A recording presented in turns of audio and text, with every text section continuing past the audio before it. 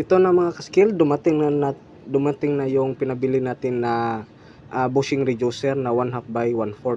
So ito yung 1/2 na size, tapos ito yung 1/4 yung thread sa loob. Ito yung paglalagyan nitong pressure gauge. Yan.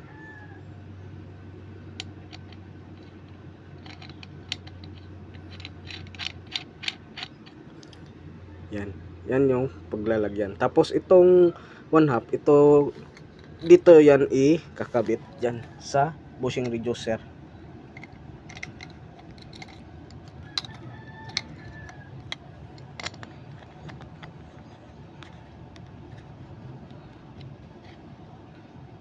So ganyan yan mga ka-skill. Yan. Puputulin natin to dito sa gitna, tapos idudugtong natin tong T para ma-check na natin yung pressure nya. Yan. So lagay na natin.